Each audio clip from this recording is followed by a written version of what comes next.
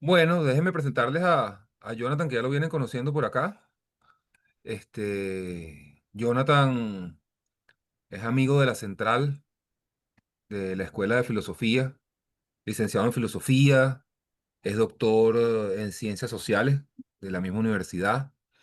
Fue director del Centro de Investigaciones Postdoctorales de la Universidad Central también. Allí estuvo durante bastante tiempo coordinando una línea de investigación sobre vida cotidiana, sociología de la vida cotidiana, donde en el área en la que tiene bastantes publicaciones, papers, tiene textos, autor de varios textos. eh, no los tengo todos en la memoria y tampoco hice una lista, entonces sería larguísimo, porque tiene bastante publicación. Pero a mí me gusta decir que, bueno, que Jonathan y yo hemos tenido algunas aventuras educativas. Me ha invitado a algunas aventuras educativas en la misma UCB, en el Centro de Investigaciones Educativas, Tebas. Allí estuvimos, no al mismo tiempo, pero él me sonsacó para que me uniera al grupo y después él coordinó varios congresos de filosofía, de estética, a donde me invitó y estuvimos también juntos en Venezuela, en varias universidades. Este, un programa educativo bellísimo con las monjas del colegio, no es el Teresiano, es el de la Cristo Rey. Cristo Rey. Cristo Rey. Y justamente la vinculación que tiene Jonathan con el tema, que es lo interesante del asunto de la película que vamos a ver, es porque, bueno, él tiene toda una experiencia con el tema religioso, porque él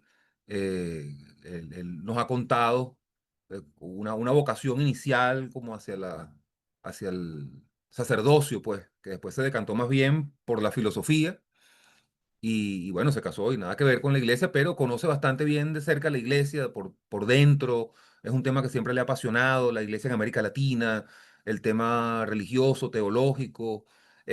Y bueno, la hermana de Jonathan tiene un altísimo cargo como monja, ¿no? De la iglesia. Recuérdame, Jonathan, ¿cuál es el cargo que tiene tu hermana dentro de la iglesia? Es la madre general de la comunidad de Cristo Rey, sería como la versión de los jesuitas.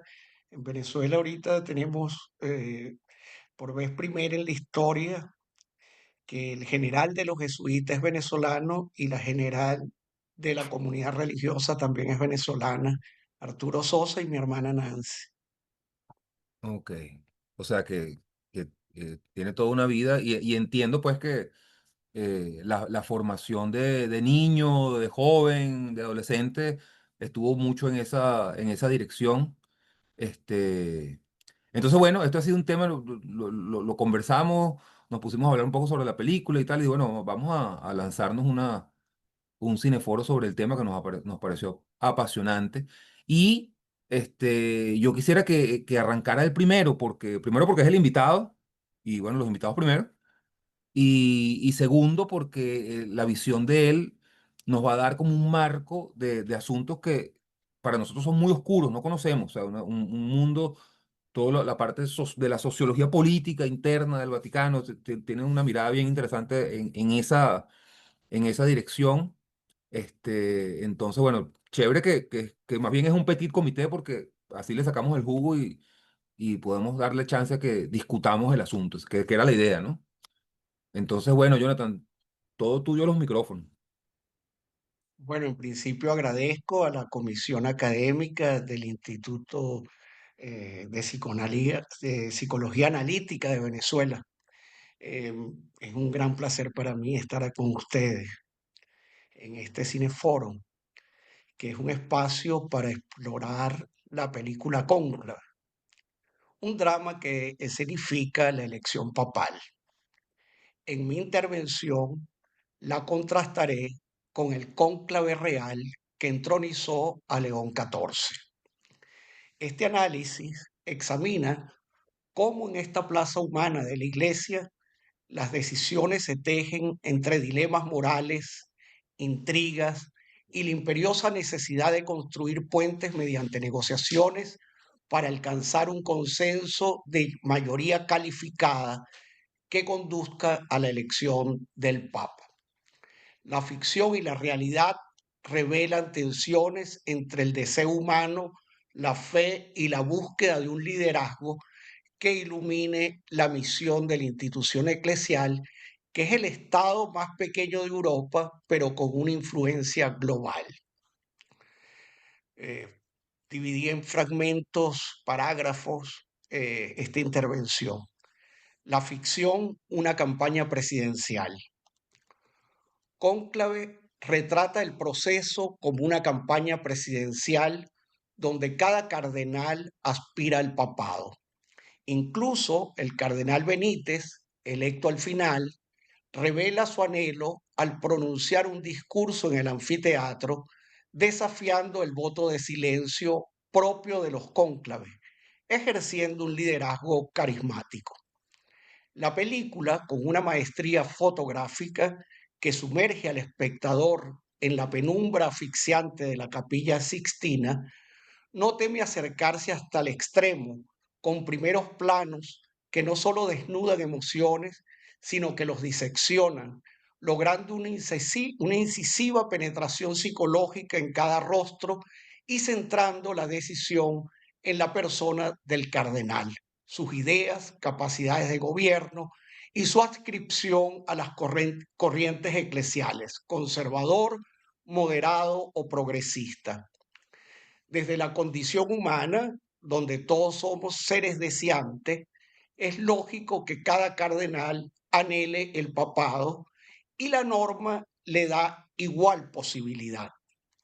La cinta ilustra esta perspectiva a través de Bellini, liberal, Adayemi, voz de los marginados del sur, Trimberlake, moderado, Tedesco, reaccionario y Benítez, persuasivo y humilde. Estas posturas se entrelazan con prácticas sociales como el soborno del cardenal canadiense, expuesto dramáticamente por la religiosa interpretada por Isabella Rossellini. Este momento, con el fuego consumiendo las pruebas, evoca el estado de naturaleza descrito por Tomás Hobbes en el Leviatán. Un bien supremo, codiciado por todos, desata una guerra donde la palabra y las acciones, chantajes o discursos, son las armas. Esta lógica, similar a las disputas entre candidatos políticos, implica tensiones internas por la representatividad de cada grupo y negociaciones intertendencias para alcanzar el 75% de los votos, un proceso traslúcido en las democracias parlamentarias. La realidad, un consenso rápido. En contraste con la ficción que Cónclave teje, donde el sagrado recinto respira un laberinto de sombras donde fe y ambición se enfrentan, con frescos vivos y túnicas escarlatas que susurran pactos, la cámara atrapando el destello de un anillo o el peso de un secreto en la mirada, cada voto un ritual en un aire cargado de ecos antiguos que danza entre lo divino y lo humano, forjando al Papa en penumbras. La realidad del cónclave de 2025 fue que en 25 horas, desde el 7 al 8 de mayo, con 133 electores de 70 países, se tejió un consenso existencial e institucional que trasciende contiendas, eligiendo al cardenal Prevost como el nuevo papa. Lejos de una campaña presidencial fílmica, el diálogo y el consenso iniciado el 22 de abril unieron voces diversas en un acto ético resistiendo la fragmentación del poder. El 26 de abril, el cardenal Giovanni Battista Re, decano del Colegio Cardenalicio, presidiendo la misa de despedida a Francisco, contrastó con Tomás Loren, el del film, que abraza la incertidumbre.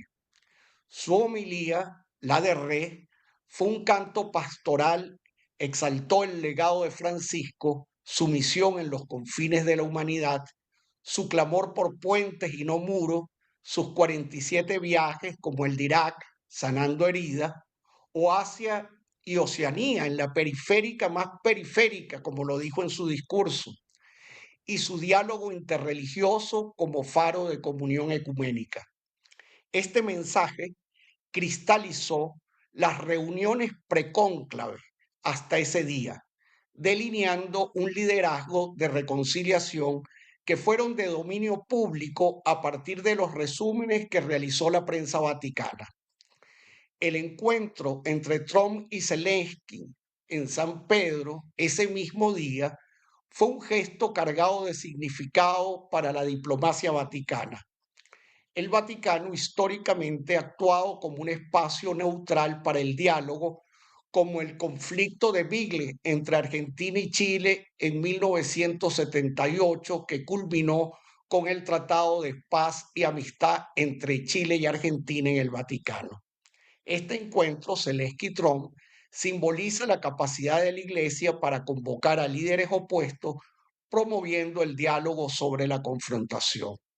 La presencia de ambos líderes en San Pedro, bajo el amparo del Vaticano, reforzó el perfil del nuevo Papa como un líder diplomático y unificador, alineado con la visión de Francisco de una iglesia que sana heridas globales.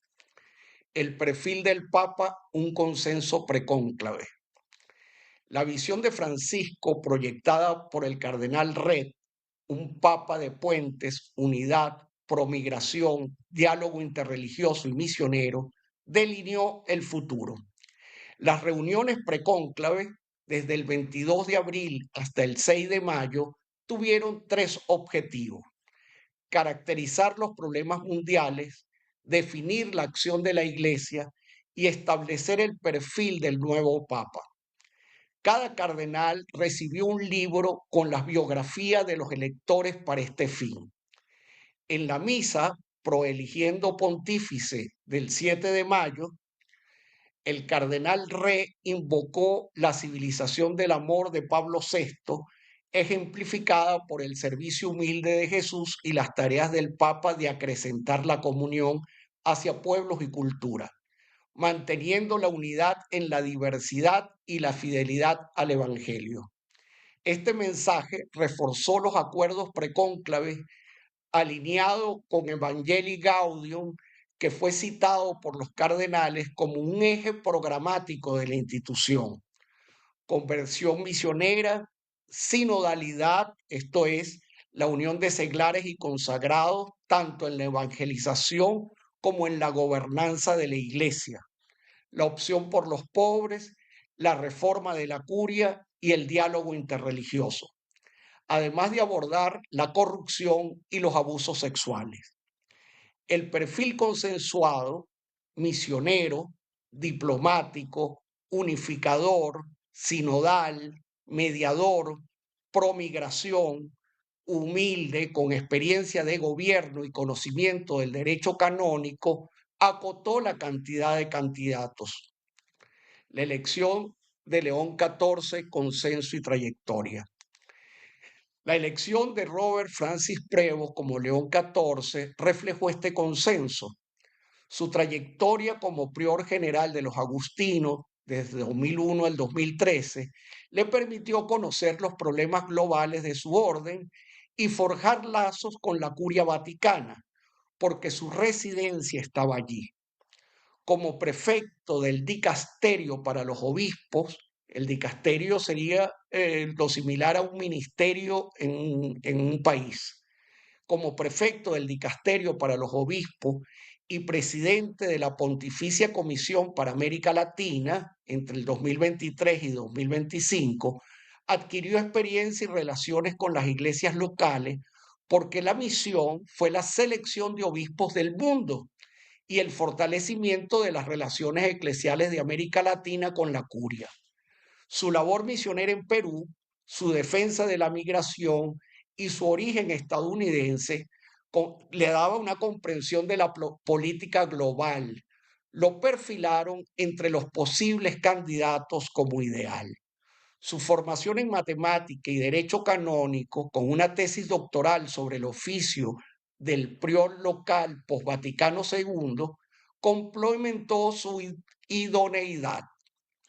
Las negociaciones en el cónclave fueron mínimas, pues el perfil ya estaba consensuado. Las votaciones iniciales, apoyadas quizás por diálogos en los momentos de comida que se realizan sin voto de silencio, reflejaron acuerdos previos, como señaló Francisco sobre sus propias reformas, que fueron consensuadas en las reuniones preliminares del cónclave 2013, que se llaman en términos eclesiales congregacionales. Esa elección duró el mismo tiempo del 12 al 13 de marzo con 115 cardenales. Y la anterior, igual cantidad de electores y el mismo tiempo, del 18 al 19 de abril en 2005 con Benedicto XVI. Mi análisis del perfil no es a posteriori de las decisiones. Les ofrezco una evidencia empírica. Monseñor Acero, arzobispo de México, resumió el perfil del nuevo Papa, el tiempo probable por el consenso, en una conversación con Adela Micha, está en YouTube, en el canal Saga. Se les voy a poner el link al terminar la ponencia. El programa me lo dijo Adela, todo lo que pasa dentro del cónclave antes de iniciarse el cónclave el 7 de mayo. Es decir, en ese programa él resume cuáles fueron los acuerdos del perfil del Papa que se debía dar y cómo se llegó a un acuerdo precónclave muy fácil del nuevo perfil. Él allí sostiene que la reunión del cónclave va a ser bastante breve y nombra algunos de los cardenales que tenían ese perfil. Muy pocos tenían ese perfil. Tensiones y resiliencia. En la película se nos muestra problemas contemporáneos en el orden moral. También sucedió en la realidad. El caso del cardenal Angelo Becciu, condenado en 2023 por fraude y malversación en un juicio histórico, el primero que se le realiza a un cardenal por un tribunal ordinario del Vaticano, considerado el juicio del siglo por su impacto global, como lo señaló la prensa italiana, y el caso del cardenal Juan Luis Cipriani del Perú, inhabilitado por edad, sancionado por acusaciones de abuso sexual y quien es miembro del Opus Dei, generaron controversia. Pechu solicitó participar en el cónclave, pero el cardenal Red, junto al secretario de Estado, presentaron las cartas de Francisco que lo impedían, reafirmando la exclusión por motivos legales. La presencia de Cipriani en el funeral de Francisco, contra las restricciones canónicas, no utilizar ninguna prenda cardenalicia, fue vista como un desafío ultraconservador, visibilizado en las redes sociales que mostraron que estaba haciendo cabildeo a partir de sus vínculos con el Opus Dei y la Curia Vaticana, resonando con las tensiones faccionales de la película Cónclave. Sin embargo, estos escándalos visibilizados en las plataformas digitales no desviaron el proceso. La trayectoria de Prevost, alineada con el perfil consensuado, prevaleció, demostrando la capacidad de la Iglesia para mantener su misión frente a adversidades internas. Cierre, diálogo sobre la Iglesia y el poder. La película Cónclave y el Cónclave Real de 2025 iluminan dos dimensiones de las tomas de decisiones en la Iglesia. La ficción, con su dramatismo visual, revela un escenario donde el deseo humano y las intrigas políticas chocan, mientras que la realidad, construida sobre diálogos previos y consensos previos, destacan la capacidad de una institución para priorizar su misión global frente a las tensiones internas. Invitamos pues a dialogar sobre cómo las dinámicas de poder, negociación y consenso, tanto en la pantalla como en la historia, nos desafían a reflexionar sobre el equilibrio entre ambiciones personales y el bien común en cualquier sistema humano.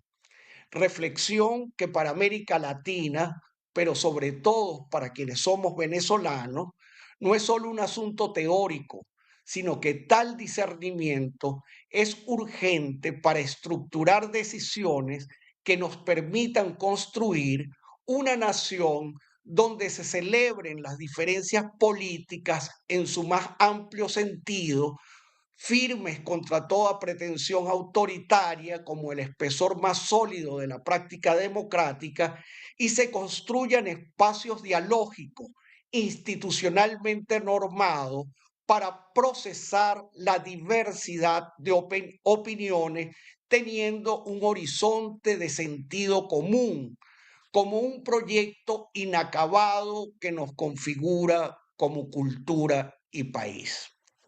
Gracias. Gracias a ti. Bueno, bueno, chéverísimo. Bueno, creo que me sirves aquí de, me sirves el plato porque me das un contexto, pero que yo voy a leer solamente, mi ponencia va a ser solo sobre la película, ¿no? Y justamente desconozco la realidad, justo lo que tú estás, ese contraste que tú nos das de lo que ocurre realmente y la ficción, ¿no? Yo voy a tratar de hacer una lectura de la película desde la psicología analítica. Yo titulé la ponencia Cónclave, Dios, Conciencia y Poder. El filme comienza con el anuncio de la muerte del pontífice. No hay imágenes de velorio, rituales vinculados al último adiós, fieles llorando ni mucho menos. Estamos ante todo aquello que ocurre tras telones, no lo que se prepara para ser mostrado, sino justamente lo que está a la sombra, lo que se nos oculta. Esto anuncia el descenso propuesto por el director. Lo primero que enfrentamos como espectadores es la baja carga emocional frente al fallecimiento de un ser. El detalle de los trámites que supone la desaparición de alguien con una gran responsabilidad es algo que deshumaniza la muerte. El primer mensaje es que no se trata de un ser cercano, alguien con allegado, familia, amigos, sino de una posición, de un cargo, una vacante, una máscara. Quienes lo rodean en su lecho de muerte mantienen una gran distancia con él. Es evidente su soledad, soledad que asegura el poder. Inmediatamente le quitan el anillo, que debe pasar a manos del sucesor. Lo primero que sabemos es que el Papa fallecido deja un legado de reformas y una tendencia de apertura de la Iglesia. Lo segundo es que se trata de un experimentado jugador de ajedrez. El Papa ajedrecista ya movió sus fichas y cuenta con la gracia divina para dar el mate. La imagen del cuerpo del pontífice, luego la escena en la que yace, en la que se ve su habitación vacía y luego sellada, más la trama que se va desplegando a lo largo de la historia, nos hacen pensar en esa noción aristotélica de Dios, del motor inmóvil, que aunque no se mueve, todo lo mueve, porque ineludiblemente todo tiende a él. Su presencia a lo largo de la historia es evidente, por ajedrecista, por saber mover las fichas, no porque tenga algún don divino como el de la ubicuidad. ¿O sí? El tratamiento que se le da al tema propiamente de lo sagrado y el misterio es verdaderamente muy sutil y magistral. Hay una línea muy delgada entre aquello que debemos a la voluntad y la inteligencia humanas y lo que queda en la zona nebular del misterio. Es fácil entender todo lo que pasa solo como un hecho político y dar la clásica lectura izquierda-derecha dentro de la iglesia, pero considero que podríamos caer en una reducción, una de la misma naturaleza, si de hecho obviamos esa dimensión de los hechos. El poder y la fe han estado inextricablemente unidos desde el principio. El Dios del Antiguo Testamento es uno de extremo poder, con nada de piedad. Es capaz de pedir a Abraham que sacrifique a su hijo para demostrarle que realmente tiene una fe ciega en él y le es fiel. Uno que avala acciones bélicas por parte de su pueblo, que hoy serían condenadas como delitos de guerra de lesa humanidad. Jung destaca la falta de conciencia de este Dios del Antiguo Testamento en su respuesta a Job. Afirma que hay una falta de conciencia moral al permitir el sufrimiento de Job sin una razón justa. En este sentido, para Jung, la historia de Job es un punto de inflexión en la relación entre la humanidad y lo divino, pues el ser humano empieza a cuestionar la justicia y la bondad absolutas de Dios. La llegada de Cristo es una respuesta a este problema, una forma en la que Dios busca compensar su trato injusto hacia Job. Este evento marca un cambio en la conciencia divina, donde Dios deja de ser una figura exclusivamente todopoderosa y distante y se vuelve más humano y compasivo. Jung ve la crucifixión como un acto en el que Dios asume su propia culpa y busca redimir el sufrimiento injusto que permitió en Job. En este sentido, la llegada de Cristo no solo es un evento religioso, sino también un proceso psicológico de evolución en la imagen de lo divino. Los primeros planos de Lawrence, seguidos de planos abiertos que muestran la inmensidad de la iglesia, nos hacen pasar de su mundo interior en crisis a la crisis de la iglesia y del mundo, mostrando a su vez los pequeños que llegan a ser los seres humanos contenidos en las inmensas y milenarias paredes del Vaticano, la institución más antigua de Occidente. Hay una alianza política de la que Lawrence forma parte, a favor de Aldo Bellini, para evitar el ascenso de Tedesco, pero también para preservar los avances de la iglesia. En varias ocasiones, Aldo le cuestiona a Lawrence por su ingenuidad.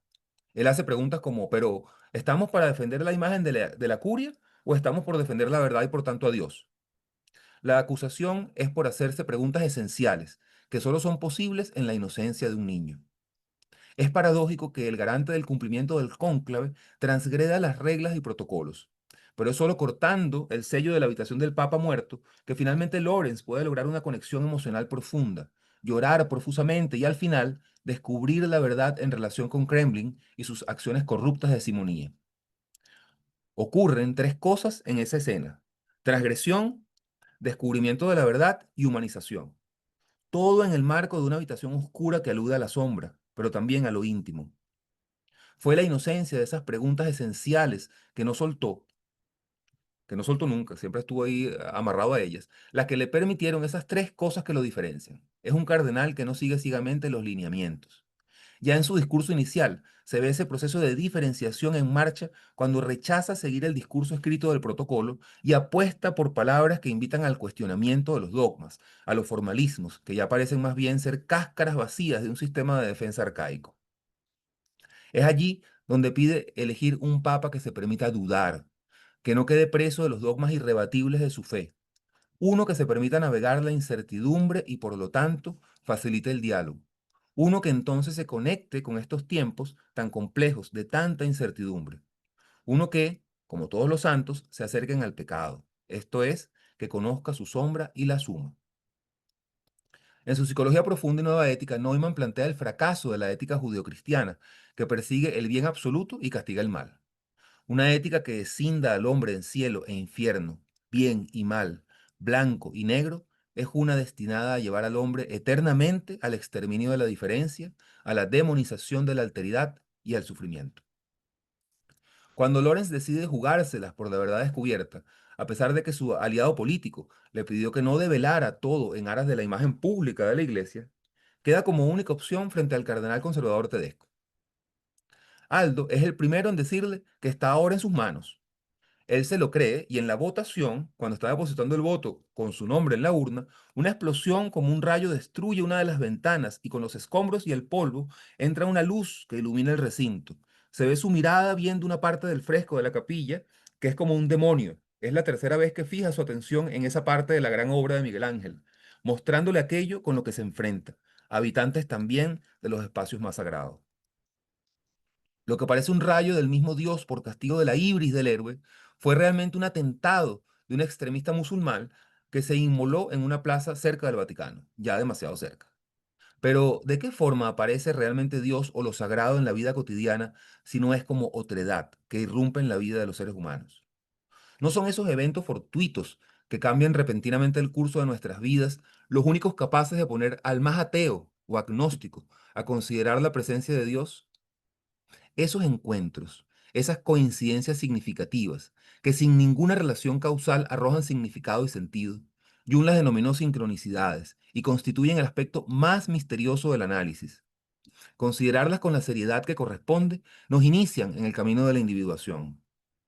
El nacimiento de un hijo que luego me interpela, o la aparición fortuita de un amor que desordena la vida, en el caso de nuestras existencias individuales, o como los tambores de San Benito, que suenan afuera, en la puerta de la iglesia, como evento colectivo.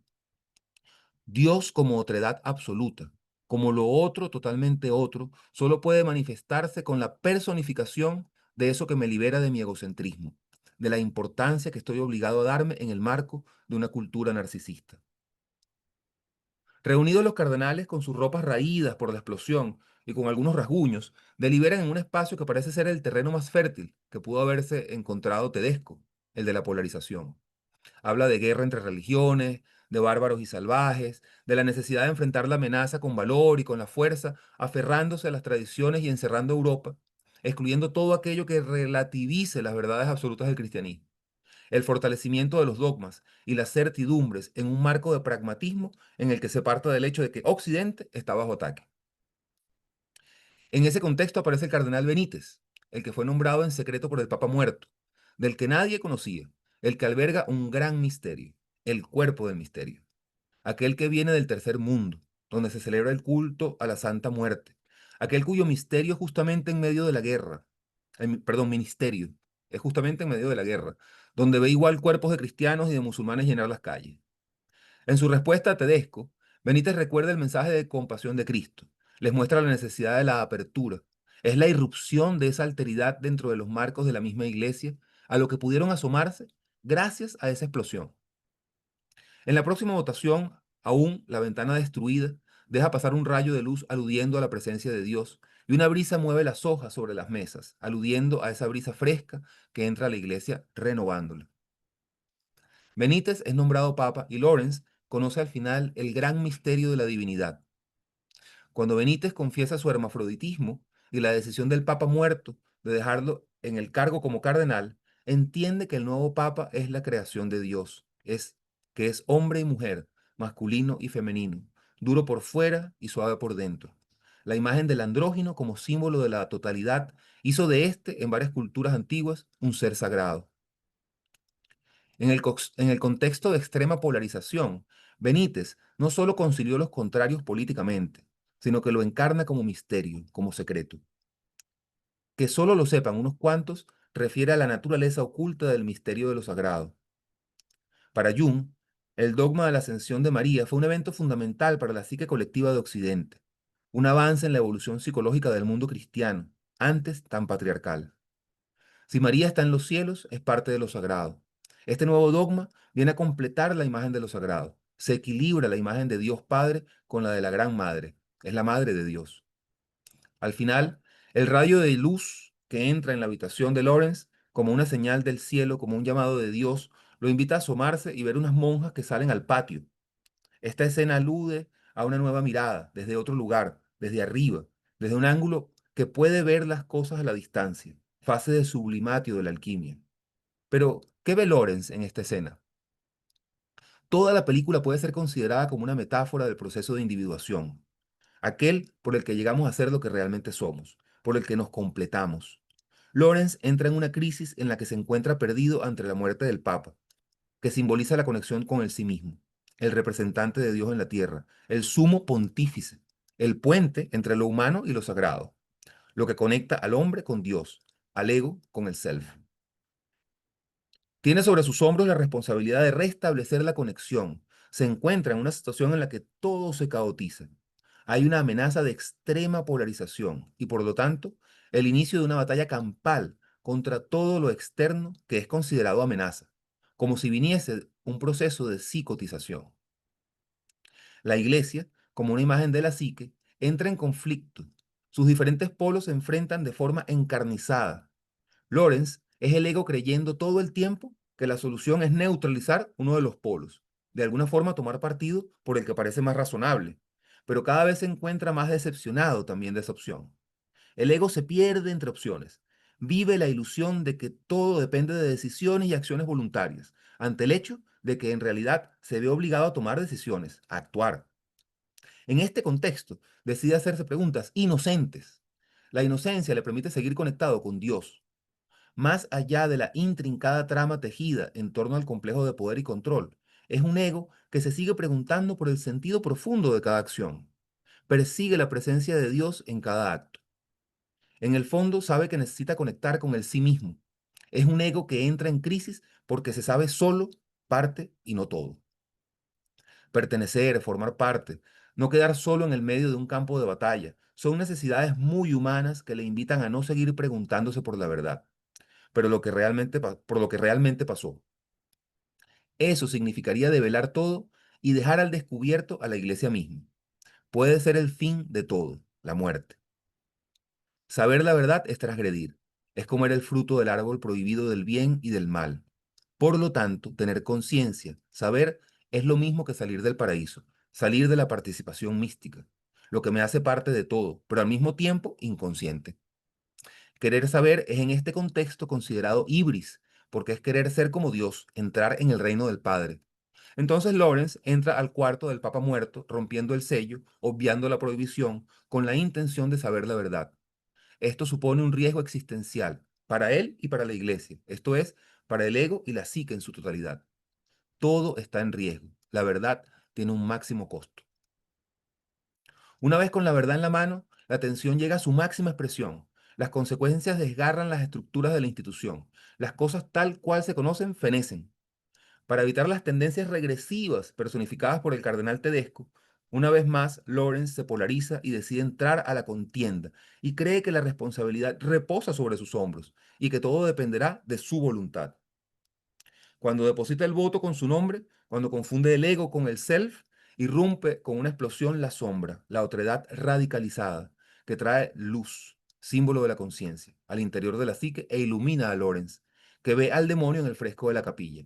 Es el ego tomando conciencia de que ha sido tomado por la sombra. Todo no puede sino verse en blanco y negro, barbarie y civilización, bueno y malo. Aparece Benítez, personificando la totalidad perdida, integrando las polaridades en su propio cuerpo. Su discurso es la restauración del verbo divino. Cuando Lorenz sabe de la condición de hermafroditismo del Papa electo, está en sus manos, como decano del Colegio Cardenalicio, dar a conocer el hecho y reanudar el proceso, pero entiende que lo sagrado está justamente en el misterio de esa condición. Y al mismo tiempo entiende que se trata de un misterio que pertenece al orden de lo oculto. Por eso no lo difunde, como sí lo hizo con la simonía de Grambling. El ego se siente aliviado y pleno. Se restaura el orden en la psique y se llega a la totalidad. El cónclave es ese espacio en el que la psique lleva a cabo el diálogo entre sus diferentes complejos. Lawrence, simbolizando el ego, es el sujeto que debe convocar al cónclave. Un ego que debe organizar la tensión de opuestos y contenerlos en el vaso alquímico, sostener tensión que debe dar con un tercer término.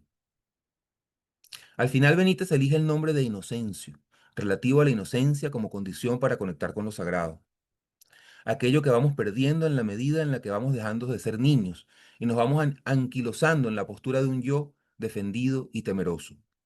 Para Nietzsche, el niño representa la creación pura, la inocencia que ha superado tanto la carga del deber, el camello, como la rebelión del yo, el león. El niño no es una regresión a la infancia, sino una metáfora de la capacidad de jugar, de crear nuevos valores sin estar atados a los antiguos ni a la necesidad de destruirlos.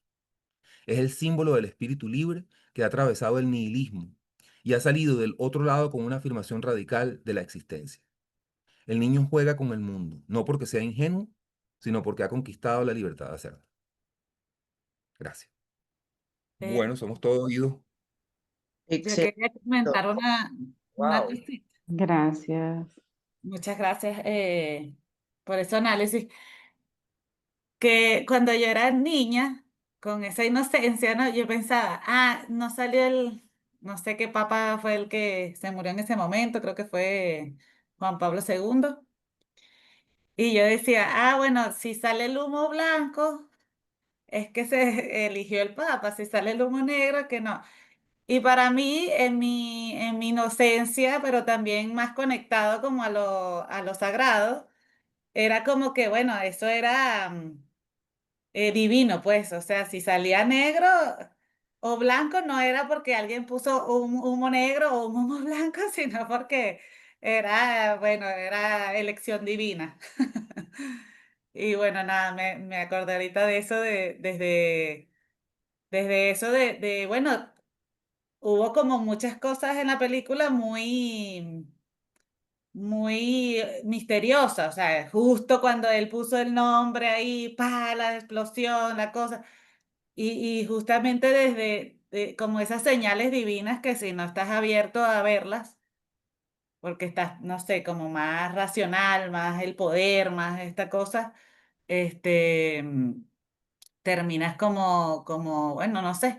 O sea, ahorita que veo la película y que me meto un poquito más de lleno en esto, digo, wow, no, la cosa es así súper política, hay un montón de cosas metidas allá adentro, con razón la iglesia tiene tanto poder, o sea, yo no me había parado para pensar profundamente en esto porque, bueno, no, normalmente no era algo que me llamaba la atención, pero sí, está ahí toda esa y que uno lo veía más desde lo divino, ¿no? Desde lo místico, pues, porque es la iglesia, porque es Dios, qué sé yo, desde la divinidad.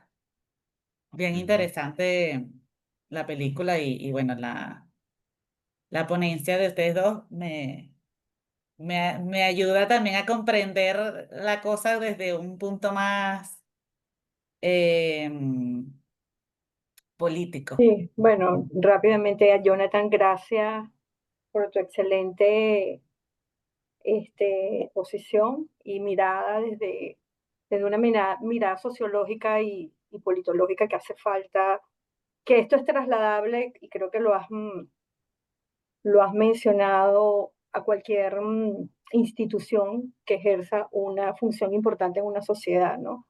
Y Miguel, me encantó también tu análisis, esa mirada desde la psicología junguiana, porque vemos cómo estos dos procesos, una mirada sociológica eh, y los procesos psíquicos que también se dan en estos personajes desde la mirada que diste en la película.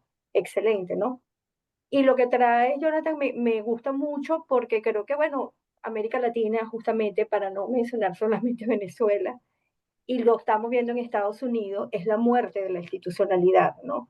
Y cuando muere esa institucionalidad es lo que estamos viendo en estas democracias que para nosotros Estados Unidos era como la más consolidada, estudiada por Alexis de Tocqueville, y lo que estamos viendo ahorita en América Latina, en Estados Unidos, asusta, porque tú dices, bueno, si esto está pasando en una de las democracias más consolidadas en el continente americano, que queda para el resto de nuestras débiles democracias, que son democracias muy jóvenes, ¿no? Y sí creo que el corazón, para no ser tan reduccionista, pero sí, el corazón tiene que ver mucho con lo que tú has traído hoy. O sea, no sabemos procesar las diferencias, no sabemos en nuestras instituciones, en todos los espacios de la sociedad, han sido muy débiles, entonces están más basados sobre la persona que sobre el consenso y los procesos de toma de decisiones. Un ejemplo es aquí, en el ámbito político, siempre detonando, por ejemplo, el tema de las negociaciones que se han dado muy vamos a decirlo, muy oculto como tienen que ser las negociaciones. Entonces, por supuesto que hay que negociar, hay que hacer, entonces, bueno, como eso me parece súper ilustrativo, lo mucho que tenemos que aprender en ese sentido de la iglesia y lo que tú dices, no, por supuesto que no es que hay que quitarle la parte de ese poder oscuro, esa parte perversa que también tiene, como todas las instituciones que están formadas por humanos, porque yo creo que es eso, es bajar un poco a estos sacerdotes de que no son dioses, son humanos, ¿no? Yo recuerdo mucho, bueno, las críticas a Arturo Sosa, el Papa Negro, porque no defendía a Venezuela, pero es que su rol es otro, ¿no? Entonces igualmente Claro. pasaba con el Papa Francisco, los venezolanos algunos venezolanos, para no generalizar, criticando el rol del Papa Francisco por no abogar tanto por Venezuela, pero es que su rol es otro, o sea, Venezuela es uno más de todos los países a que él tiene que atender, ¿no? Entonces, bueno, yo creo que sí, que me encanta tu mensaje y yo creo que esto, desde lo micro hasta lo macro, o sea, cómo lo institucional es tan importante para disminuir las diferencias, ¿no? Porque, bueno, si no tenemos sociedades como las que tenemos en América Latina es débiles y por ciclos, ¿no? Depende de quién se coloque en el poder, si es más institucional y va fortaleciendo las instituciones, pues las democracias van aguantando un poquito más, ¿no? Pero bueno, sí hay mucho que recorrer todavía en ese sentido. Así que te agradezco porque me encantó mucho tu enfoque. Jonathan, ahora que tú hablabas de esta cosa de lo del tiempo, lo que toman, yo lo que pensaba era precisamente una cosa lo del, que como, como símbolo, a mí me parecía que sí estaba en la película con la cosa de las tortugas, que tú no los ves, ese ¿Verdad? animal que de hecho lo que tiene son como unos morrocoyas, ¿no? Pero él lo colocan así como un animal que está metido en un agua oscura, una cosa rarísima y este animal como misterioso, así es como un dinosaurio, una cosa que va lento el cardenal Lawrence está como en esa idea de, bueno, nosotros tenemos que tener cuidado porque este animalito ahí lentico como él va caminando y lo terminan atropellando, o sea, lo acaban. Y él al final agarra su tortuguita y se la vuelve a llevar y la vuelve a dejar en el pozo, ¿no? Es verdad, cierto. Buena esa imagen, David, excelente. Que es el símbolo de la tortuga. Al final, abren y cierran con la tortuga. O sea, cuando llega Benítez, mira, estas son las tortugas del ¿Verdad? Papa. Uy, tal, y hace como un comentario y después cierra él recogiendo la tortuga Es con esto. verdad. Esto es una cosa lenta, esto es una cosa que, ¿no? Sí, no, y creo que es A mí me importante también gustó. esto que Benítez es el que está en esa contemplación de ese, precisamente Sí, de ese proceso, él se está dando como ese tiempo, él dice, oye, estos me fascinan, que es como, y es precisamente como el que uno ve que está efectivamente ahí bien, como conectado con eso que está pasando. Y una cosa que te iba a decir que me parecía también como interesante, desde el punto de vista por lo menos psicológico, ¿no? Y analítico era el sentido de una película como esa en este momento, porque es como mostrar, no la crisis espiritual que puede haber, no sé qué, sino precisamente como lo político mostrándose en ese espacio también.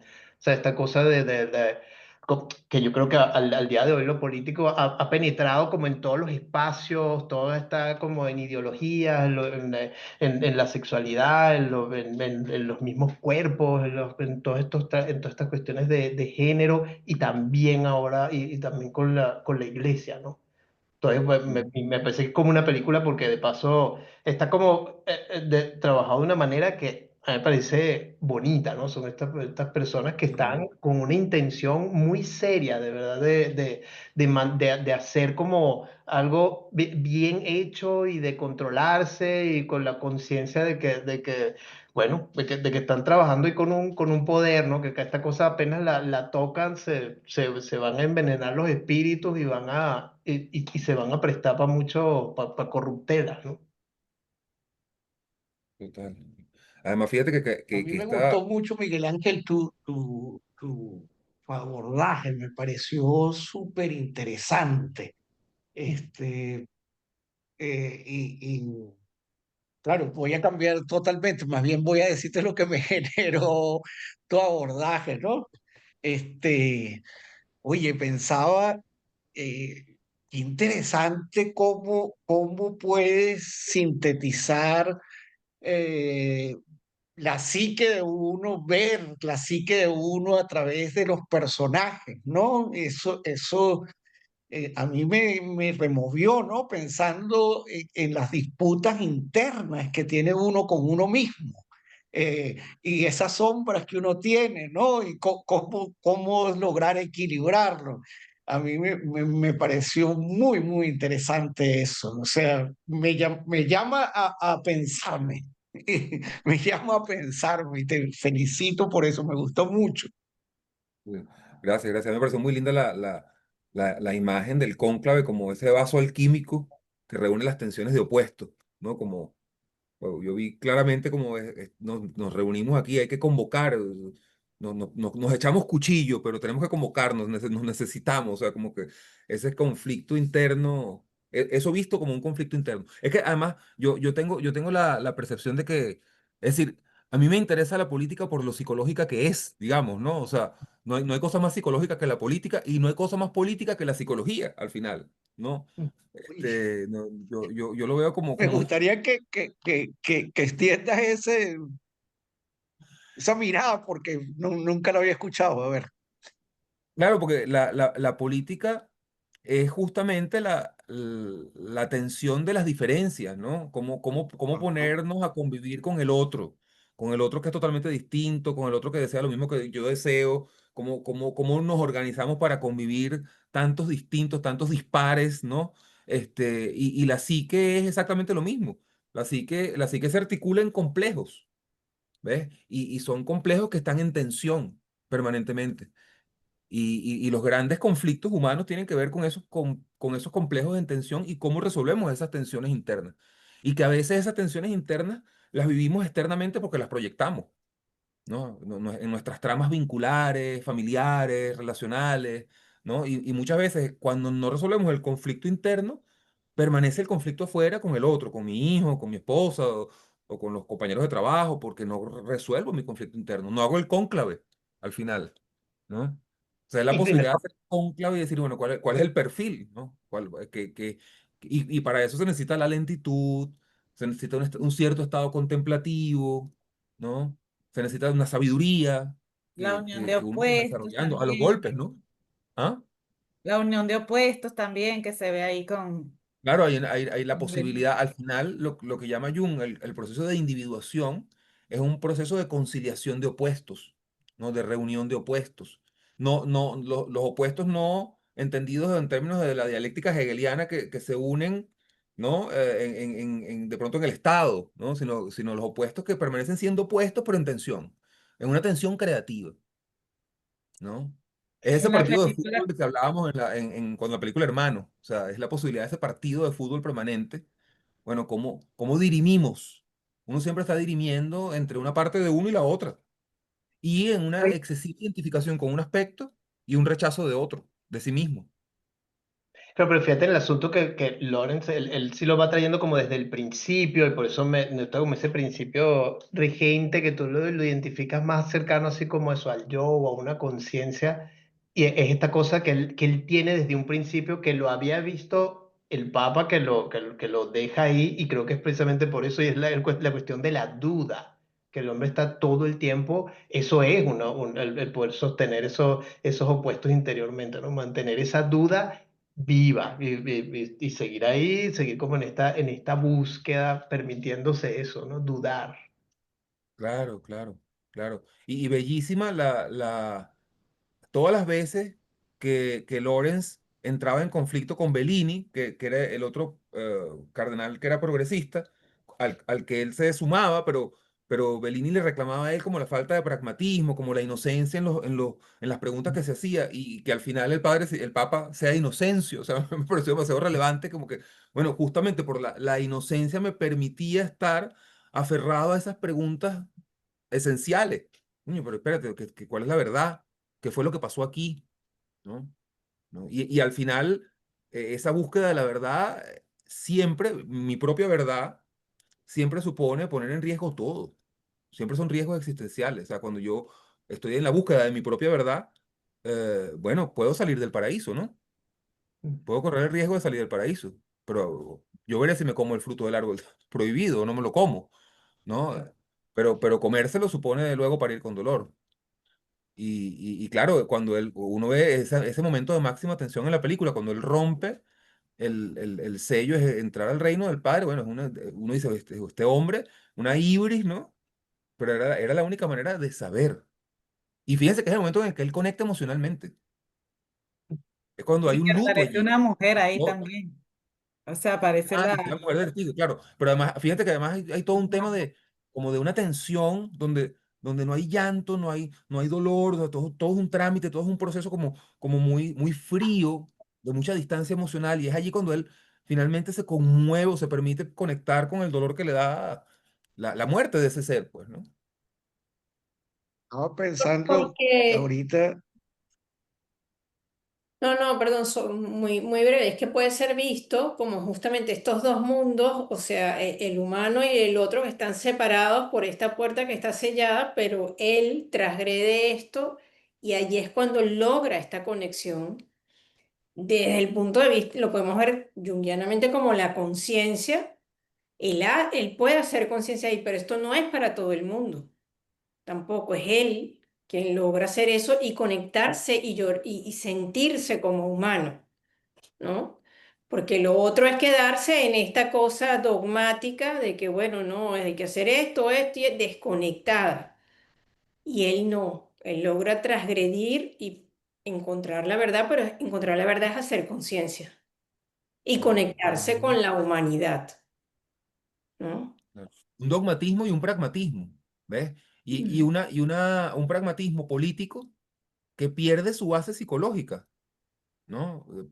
Oye, murió un ser humano. O sea, ese momento en el que él se permite el llanto, descubre la verdad y entonces él ahí tiene en sus manos la decisión de, bueno, yo lanzo esta bomba atómica o no la lanzo. Bueno, pudo no haberla lanzado. Y Beline le dijo, mejor no la lance. Bueno, está en riesgo toda la iglesia. Bueno, está en riesgo, o sea, aquí hay un proceso de, ok, calcinatio. O sea, he hecho la bomba atómica porque es la única forma de que esto explote y se renueve la iglesia. Porque siempre en un proceso de individuación está en riesgo todo. O sea, porque uno dice, ay, qué lindo el proceso de individuación, ¿no? Pero estar en este proceso de individuación supone un riesgo existencial, real. O sea, asumir, mira, no quiero esta profesión, o salgo del closet porque soy gay, o sea, son cosas como esa. Pones en riesgo toda tu trama vital, ¿no? Estaba pensando en un texto de Armando Rojas Guardia que define a la depresión. Armando decía que la depresión era la liturgia del alma y que había que transitarla con lentitud. Y entonces, justamente porque Armando consideraba que la depresión, por el mismo hecho de ponerte el cuerpo lento, te permitía en esa noche oscura del alma repensar muy lentamente tu propia existencia y tomar decisiones, eh, pero decía, pero las decisiones no si la tomas deseando que amanezca, estás mal, y el desear que amanezca es quizás la pastilla, decía Armando. A ver, yo no sé si ustedes lo conocen, Armando era esquizofrénico, es uno de nuestros mejores poetas, grandes poetas venezolanos. Él nos dio un Eh, seminario, sí, sí, hace mucho tiempo. sí, sí, Ujú. Armando es una de las personas que yo más he admirado en mi vida. Hicieron un congreso de psiquiatría sobre la obra y la vida de Armando, porque lo que estaba narrando Miguel Ángel y lo que nos muestra la película, Armando eh, llegó un momento, siempre tuvo psicoanalistas, siempre, pero él iba viéndose a sí mismo, y cuando estaba en una crisis, últimamente, ¿no? No, al principio no, pero después de mucho proceso, para él era un momento sagrado de su existencia, porque él decía que algo estaba pasando en su cuerpo para tomar algún tipo de decisión. Y entonces, contrario a lo que algunos médicos señalan, que hay que tomar pastillas para salir de la depresión corriendo, Armando más bien la empezaba a recorrer con lentitud, con suma lentitud y sin desesperarse, sino que amaneciera cuando el cuerpo amaneciera y su razón tomara. Yo les recomiendo la obra de Armando porque yo nunca había leído, hay un poema eh, muy impactante porque él escribe un poema estando en el psiquiátrico, y después que él sale en su texto, hace todo un análisis de su poema. Entonces él va recordando los momentos y cómo va saliendo de allí. Eh, es muy impresionante. Pueden buscar La desnudez del loco. Es un poema extraordinario, y es extraordinario La desnudez del loco. Me fui por otro lado, pero déjenme compartir esto, es que me movió mucho la cosa del interior. Este, porque él estaba es su experiencia en el psiquiátrico, ¿no? Estando internado. Y entonces había una hora para bañarse. Y entonces él no entendía por qué había una hora para bañarse, si todos nosotros nos bañamos cuando queremos bañarnos. Y, pero además, el baño era público, pues, es decir, se bañaban todas las duchas abiertas, claro, porque pueden hacer algo, etcétera. Entonces se veían, entonces eh, él decía que él tenía pudor, que él se quería bañar solo, y entonces lo veían como un acto de rebeldía, de locura, porque se salía de las normas, porque él se quería bañar en la mañanita, cuando él se levantaba, siempre se ha bañado y se iba a bañar solo, además no quería bañarse acompañado, y él se revela y lo meten en un calabozo. O sea, le ponen la camisa de fuerza porque se empieza a pelear, porque él dice, es mi derecho bañarme cuando yo quiera. Y entonces, como cuando le están dando la pastilla, le va diciendo que le expliquen para qué es la pastilla, porque él quería saber. No era que se estaba negando, sino, pero no, es que te la tienes que tomar. Entonces, Armando dice que lo más terrible de la experiencia psiquiátrica es cómo te infantilizan y supone que el sujeto no es, dejó de ser sujeto. Bueno, toda esa reflexión, además, él lo va comparando con la pasión de Jesús. Busquen en internet eso, la desnudez del loco. Y es él. Eh, yo tuve la oportunidad, la dicha de escribir un texto sobre Armando y hablar mucho con él. Y están los diálogos que yo tengo con él. Y el nombre del texto yo creo que ilumina lo que nos está diciendo Miguel Ángel y la película. El texto que yo hice lo titulé Oscura Lucidez, Armando Rojas Guardia. Y yo creo que todos tenemos eso, ¿no? Una oscura lucidez. Yo lo que sospecho es que, hablo por mí, que a veces nos cuesta en la oscuridad conciliarla con la luz y a veces negamos esa oscuridad en uno mismo, ¿no? Y entonces se acrecienta más la oscuridad, ¿no? O a veces nos volvemos, y digo yo porque soy demasiado racionalista, queremos estar en la luz y ocultar nuestras emociones. Y es terrible, ¿no?